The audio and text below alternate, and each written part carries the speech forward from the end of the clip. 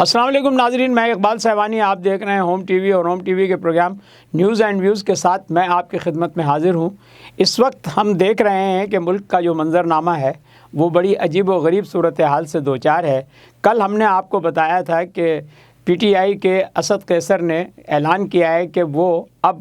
احتجاج کو سڑکوں تک لے کے جائیں گے، گویا کہ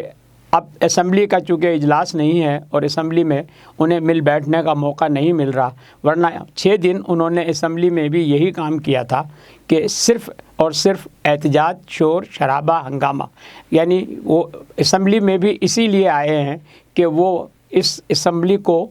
چلنے نہیں دیں گے اسموتھلی۔ لیکن اب چونکہ اسمبلی میں ان کے بیٹھنے کی فی الحال کوئی صورت اس لیے نظر نہیں آ رہی کہ اجلاس نہیں ہے، تو اب انہوں نے اس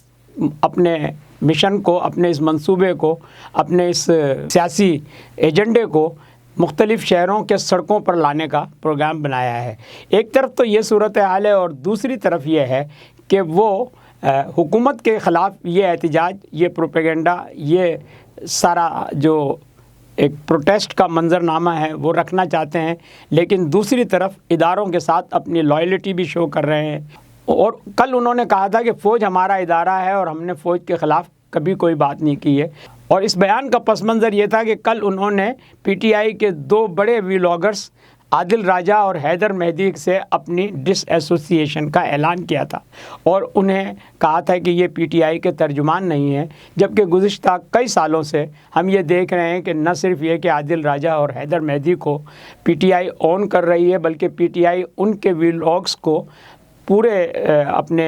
جو فالوورز ہیں ان میں پھیلاتی بھی ہے، اور ساتھ ساتھ اس کے کانٹینٹس میں سے جو ایک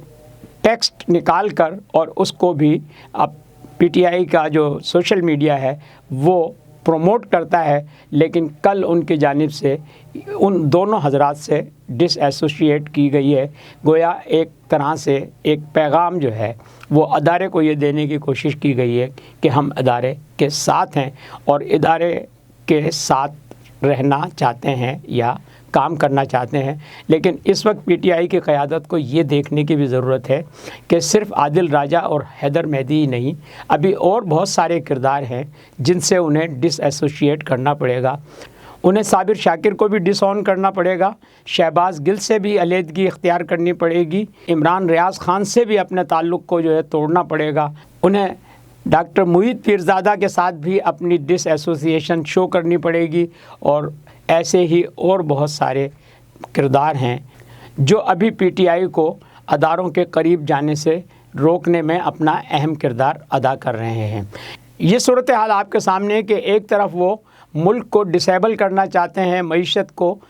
برباد کرنا چاہتے ہیں، دھرنوں کی سیاست سے پہلے بھی اس ملک کو کھربوں روپے کا نقصان پہنچا ہے، اور احتجاج کی سیاست نے پہلے بھی کتنا ہی نقصان اس ملک کو پہنچایا ہے، اس کی معیشت کو پہنچایا ہے، جس کے نتیجے میں نہ صرف یہ کہ مہنگائی بڑھی ہے، بے روزگاری میں اضافہ ہوا ہے، بلکہ ملک میں ایک عدم استحکام کی سی صورتحال پیدا رہی ہے۔ یہ صورتحال آج بھی وہ دوبارہ جو ہے اسٹیبلش کرنا چاہتے ہیں، اور اس طرح سے وہ